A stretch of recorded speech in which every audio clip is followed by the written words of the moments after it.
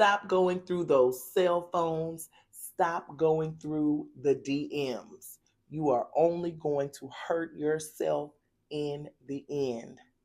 I am Jessica. Welcome to my channel. Today we are talking about the anxious attachment style. How does that show up in your adult life?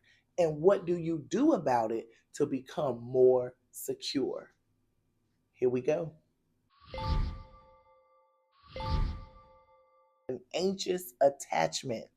This shows up in a lot of people's relationship. The cell phone checking, the DM checking, the driving by the work, driving by their house to see if they're really there, to see if another car is there. That shows an insecure attachment. So that's what we're talking about. So, first of all, what do you do if you have an anxious attachment? If you have an anxious attachment, relax, take a breath. It is improvable, it is fixable. You can get to a secure attachment, but it's going to take a little bit of work. Because an anxious attachment starts with your primary caregiver, it shows that you may have had somebody inconsistent taking care of you at the beginning of your life. So you expect certain things out of a relationship, like a person not always showing up for you, not always having your back, being unreliable. So in adulthood, you grow to expect that. You think that every relationship is going to be like that first primary relationship, and it does not serve you.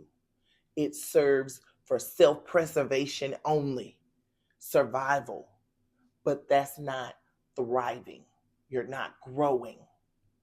So, what do you do to overcome this insecure attachment? Two things: rituals of separation and setting boundaries. They seem so easy. It seems so easy.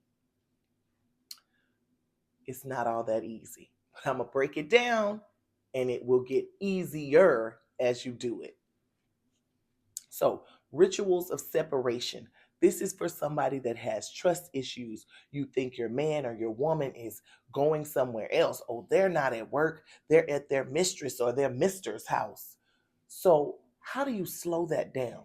How do you reinforce that you can trust them? Well, y'all can do it together. Rituals of separation, meaning that person tells you where they're going without you having to ask. They know you're going to be nervous, they know you're going to be anxious when they leave, but they can put that to rest before they leave. Hey, honey, it's morning. You know, I got this at 10, I got this at 12. I'll be back home around 6. Love you. I'll call you. I'll text message you. Give them something when they leave your presence or you leave their presence. Something you do, they do to help you feel more secure. It could be a morning kiss and tell you they love you every morning. It could be anything you want it to be because it's going to be different for each situation, but something that you do faithfully to reassure your partner, and sometimes it's to reassure yourself that you can trust them, that you can trust that nothing bad is going to happen. You're not going to be rejected or abandoned in their absence. So that's one way to go about it. The second way, if you are the person with the anxious attachment, you have to set boundaries. You have to set boundaries for yourself first. Because when we think about boundaries, they always say you have to set boundaries and tell people what they can and can't do, and you have to teach people how to treat you. You got to teach yourself how to treat yourself first. What are your boundaries? Are you going to call this person 30 times a day? How many times a day are you going to call them? 2 or 3? Or let's say once every 8 hours? Set you a boundary. I'm not going to go over his house 10 times in a row. He has to come to my house a few times. Set boundaries because you may be wondering, does he have a woman over there? What's going on? No, it's going to go both ways. We're going to come to each other's house. Nobody is going to be closed off to the other. So you have to set boundaries. And if you can't stick to your own boundaries, or that person can't stick to the boundaries that you've set, now we got problems. But do that first. Set your boundaries for yourself and for your partner, and then make rituals of separation so that when you're separated, some of that anxiety is relieved when you do the little ritual. And don't get twisted with ritual like it's, satanic or witchcraft or something. No, a ritual as in something you do consistently on a regular basis.